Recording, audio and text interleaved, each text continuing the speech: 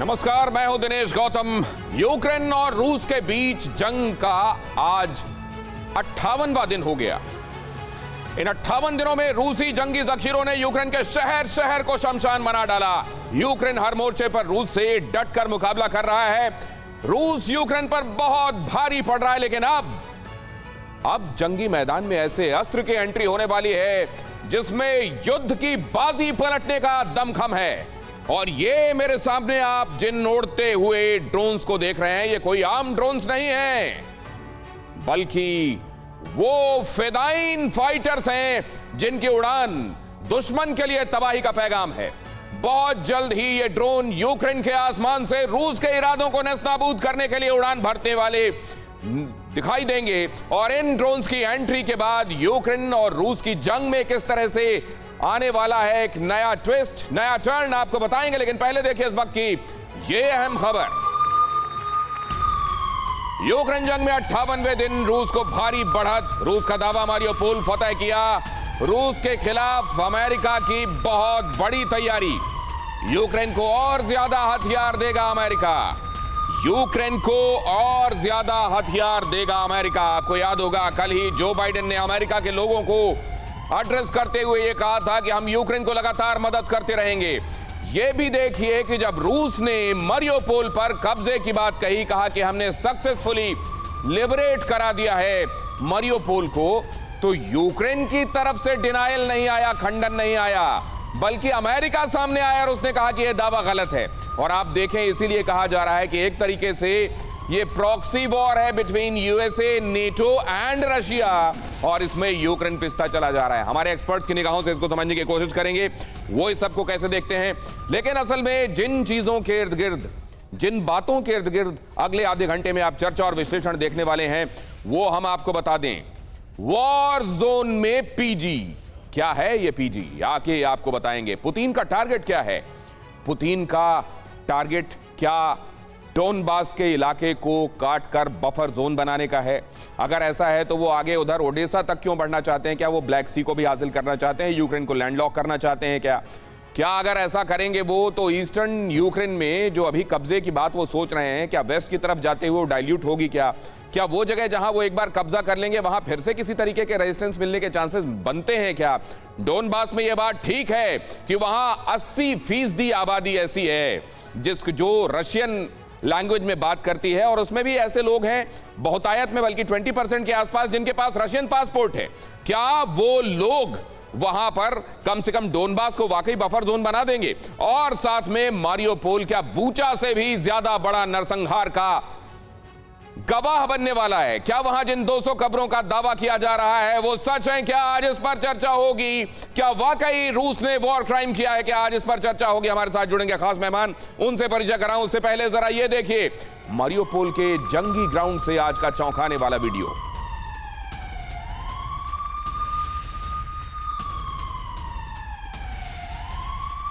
बीच सड़क Russian tank पर Ukraine का मिसाइल अटैक।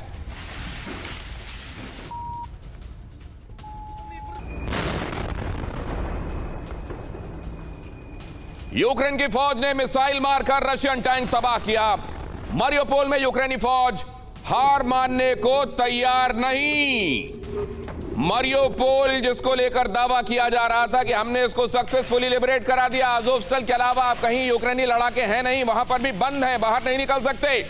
वहां आप एक बार फिर से देखिए किस तरीके की टक्कर दे रही है यूक्रेन की सेना, और इसीलिए यह समझा जा रहा है कि वो ऑब्जेक्टिव जो रूस ने बनाए क्या अचीव होते हुए दिखाई दे रहे हैं। या शॉर्ट टर्म तो ऐसा लगेगा कि ऑब्जेक्टिव अचीव हो गए, लेकिन वहां रेजिस्टेंस मिलना बंद नहीं होगा। यहां भी ये तस्वीरें यही सवाल पूछ रही हैं। यहां देखिए रूस का दावा, उसके बाद यूक्रेन का रेजिस्टेंस। इन तस्वीरों को जरा देखिए और सुनिए इन आवाजों को।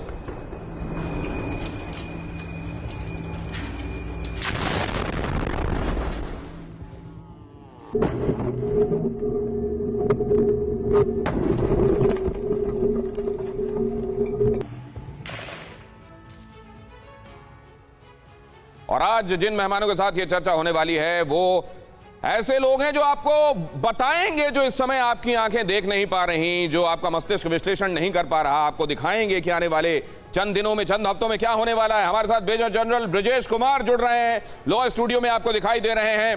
नेवल कॉमोडोर रंजीत राय साहब हमारे साथ इस चर्चा का हिस्सा हैं। महेश सचदेवा साहब, एम्बेसडर महेश सचदेवा हमारे साथ लॉ स्टूडियो में आपको ब्लू सूट में नजर आ रहे हैं, और साथ में यहाँ एयर कॉमोडोर BS सिवाच भी इस चर्चा का हिस्सा। लेकिन इससे पहले कि आगे बढ़ूं, आपको एक अहम खबर बताना होगा। मारियोपोल में दावे के संदर्भ में आपने ये देखा कि यहाँ किस तरीके से रेजिस्टेंस मिल रहा है। यह भी एक अहम पहलू है कि जब मारियोपोल पर कब्जे का दावा रूस की तरफ से किया गया तो वहां डिनायल जो आया इसको लेकर वो अमेरिका की तरफ से आया। हालांकि यूक्रेन रेजिस्टेंस दे रहा है। अज़ोवस्टल में कितने लोग फंसे हुए हैं, क्या 200 सामूहिक कब्रों का दावा अपने आप में सच है, इस पर मैं चर्चा करूंगा। और आगे बढ़ने से पहले आपको यह बता दूं कि वॉर जोन में पीजी के आने से कितना फर्क पड़ेगा, कौन है ये पीजी। आगे बढ़ने से पहले आपको पहले यह खबर दिखाता हूं। डोनबास पर कब्जे के लिए भीषण जंग जारी, चेचन लड़ाकों का दावा। मारियोपोल पर हुआ कब्जा, मारियोपोल के सहारे डोनबास रीजन पुतिन के टारगेट पर। पूरब फतह करने के बाद पश्चिम की तरफ बढ़ेगी रूस की फौज।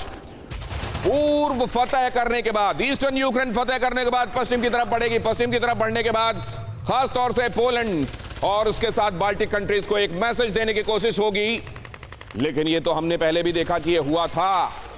कीव तक पहुंचे थे, उधर लवीव को टारगेट करके अटैक किए गए। लेकिन क्या इससे रूस का फोकस एक बार फिर से डाइल्यूट होगा? क्या फिलहाल उसको ईस्टर्न यूक्रेन में कंसंट्रेट करके उसको कंसोलिडेट करना चाहिए, या वाकई उसके जो ऑब्जेक्टिव्स हैं वो धीरे धीरे ही सही लेकिन उनको अचीव करता जा रहा है?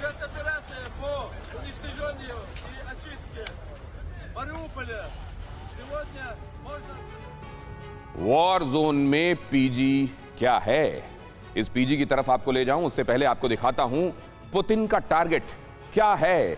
पुतिन का टारगेट फिलहाल मारियोपोल को लेकर जो सच्चाई है वो कई तरीके से सामने आ रही है।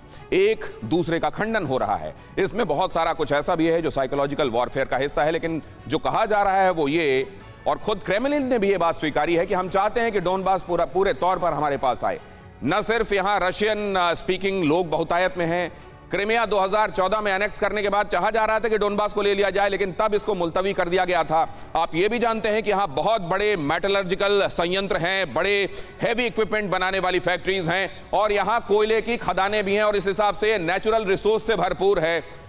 ये आने वाले दिनों में यूक्रेन के नेटो ज्वाइन कर लेने की सूरत में भी बफर जोन का काम करेगा। लिहाजा डोनबास अहम है, क्रिमिया तक पहुंच आसान हो जाएगी। और जब यह सब हो जाएगा तो वेस्ट, खास तौर से पोलैंड, जिसने इसमें वो भूमिका निभाई है कि एक तरीके से फैसिलिटेटर रहा है, कैटलिस्ट रहा है बहुत सारी चीजों के लिए, वेस्ट का वो कंधा रहा है जिस पर रखकर चीजें आगे बढ़ाई गई हैं यूक्रेन की तरफ, क्या उस पर निगाहें रहेंगी? नंबर 4 पर क्या यह होने वाला है कि पोलैंड से बदला लिया जाए? पोलैंड तक भी पहुंचेंगे क्या रूस के हाथ?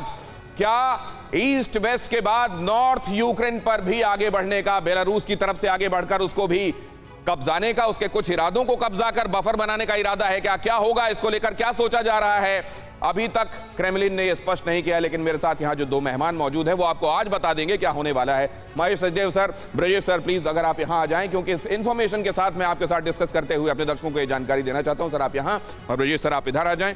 अब जरा ब्रजेश सर आपके साथ शुरुआत करना चाहता हूं, आपकी पारखी निगाहें इस समय क्या देख रही हैं? देखिए, फॉग ऑफ वॉर में बहुत सारी चीज़ें, claims, counter claims, cyber warfare के साथ चलता रहता है। एक विषय अगर देखा जाए, 21 मार्च को क्या स्थिति थी ज़मीन पे और 21 अप्रैल को क्या स्थिति है, तो आप देखेंगे कोई खास चेंजेस नहीं है in terms of territory being controlled.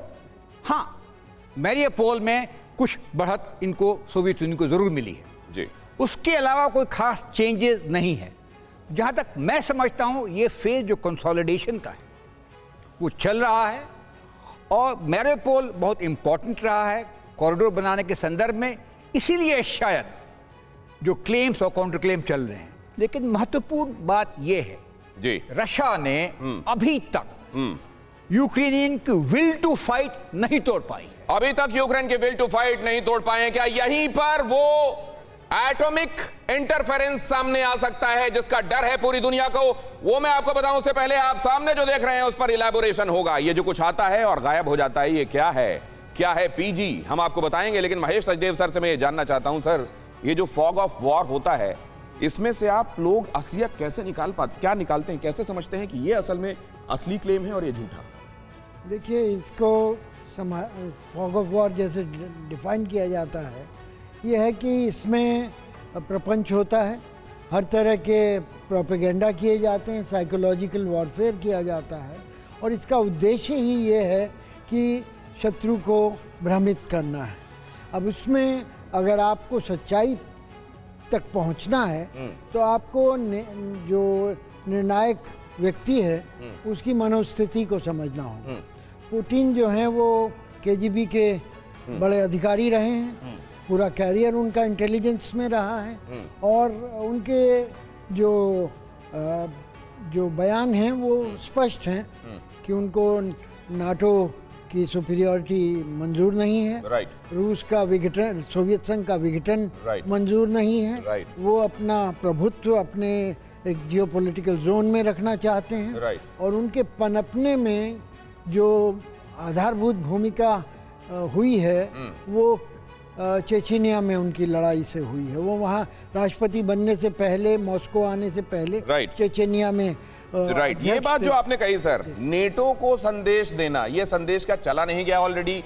क्या ये संदेश जाना बाकी है? क्या ये इन कोशिशों के बाद भी फिनलैंड का, स्वीडन का ज्वाइन करने का इतना इरादा दिखाना, क्या ये दिखाता है कि आप करने कुछ और गए थे, उसका असर कुछ और हो रहा है? परवाह देश की, सोमवार से शुक्रवार रात 10 बजे TV9 भारतवर्ष पर।